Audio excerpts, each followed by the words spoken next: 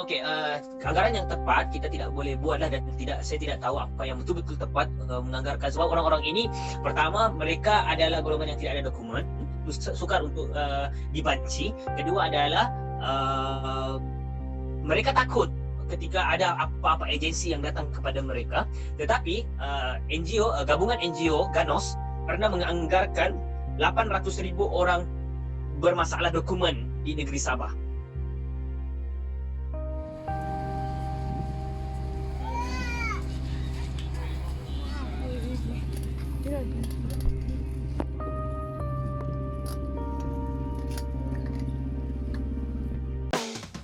Langit biru, laut biru, rumput hijau, banyak kerbau. Di bawah gunung Kinabalu, di sana kami dilahirkan. Di bawah bayu negeri kami, banyak sumandang cantik-cantik.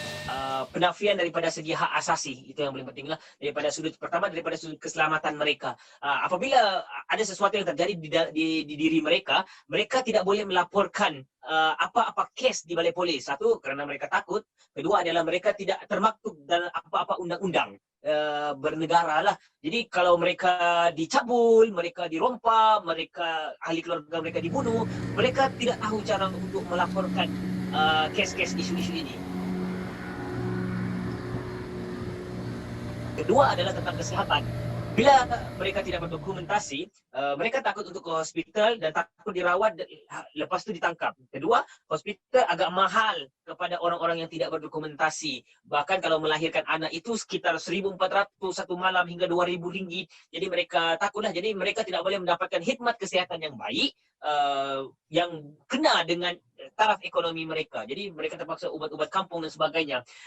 Ada juga daripada sudut aspek kesihatan, kalau ketika kajian saya di Tawau sekitar tahun lalu, kita mendapati setiap satu keluarga orang tanpa dokumen stateless ini sekurang-kurangnya seorang anak mereka meninggal dunia. Kerana apa? Kerana mereka tidak ada satu sistem kesihatan atau perubatan yang baik untuk menjaga kandungan mereka di dalam perut. Kedua, selepas melahirkan anak mereka. Ketiga adalah nutrisi yang tidak mencukupi diberikan kepada bayi-bayi ini.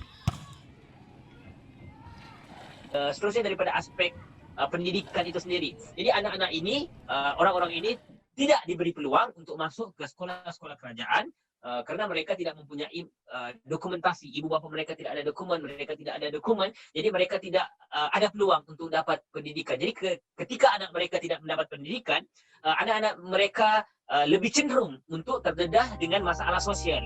Hiduga, mencuri, menjadi keldai dadah, menjadi pelacur kanak-kanak. Itulah antara yang terjadi bila anak-anak itu tidak mendapatkan pendidikan. Yang keempat adalah ekonomi, aspek eksploitasi pekerjaan.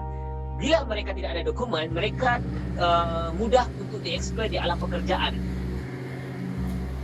Aku ada yang pelajar yang aku rapat ada 2 orang. Satu Sabrin. Sabrin ini sekarang ini merupakan graduasi daripada sekolah alternatif, dan dia pertama tuh dia kerja 12 jam di restoran, 12 jam dengan gaji 350. Yang satu lagi adalah si Asmawi.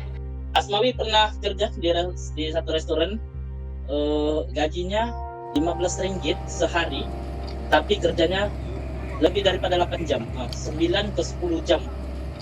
Jadi ini satu pencabulan hak asasi yang sangat besar kerana mereka bekerja satu jangka masa yang panjang, tetapi tidak dibayar dengan harga yang setimpal untuk mereka dengan alasan mereka tidak mempunyai dokumentasi.